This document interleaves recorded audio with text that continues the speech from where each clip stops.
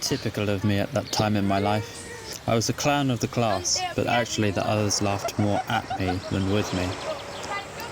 Actually, I didn't want to be like that, concerned with what the others thought of me and what they were trying to make me do. What I really wanted was to live for Jesus, but I found it difficult.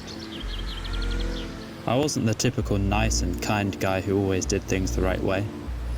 I remember thinking that it was probably a lot harder for me than for others. Maybe I was a hopeless case. That day, I was feeling like that extra much. I remember that I reluctantly picked up my mobile phone. On it, I had a Bible app. It's an easy way to read the Bible. I hadn't used that much, but now I was thinking of trying to use it. And I'm so glad I did. One day, Jesus walked along the seashore, and many people flocked to hear him speak. Jesus was used to it, for many had heard of the wonders and miracles he had done. But Jesus knew very well that not everyone who came to hear him really cared so much about changing their lives. Jesus followed along closely with those he met. Come to me, all of you who Because he was looking for those who would really follow him and do what he spoke about. When he moved on, he spotted a man named Levi. He was sitting at the tax desk in the city there. A person who sat at the tax desk had the job of asking for money for goods that people brought with them into the city. They weren't always so well liked because they often tricked people. But Jesus saw that there was something special about Levi. He was someone who wanted to do the good, even when others might not see it.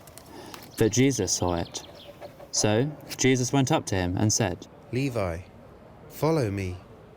Levi looked up, and when he saw Jesus, he knew right away that he wanted to do that. He wanted to follow Jesus. He got up and followed him immediately. Later that day, Jesus and his disciples visited Levi. Levi had also invited several others who wanted to meet Jesus. Among them, there were many tax collectors, like Levi was, and also people everyone knew were sinners. Usually, the Jews stayed away from such people, and in any case, they wouldn't sit at the same table and eat with them. But Jesus did. He saw that these people had a longing. They longed for God and the message Jesus spoke. In the city there were scribes and Pharisees.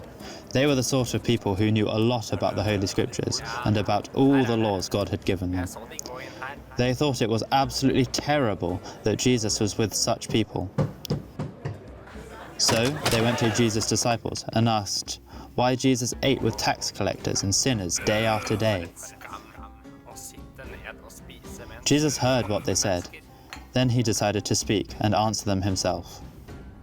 It is not the healthy that need a doctor, but the sick. I have not come to call the righteous, but sinners.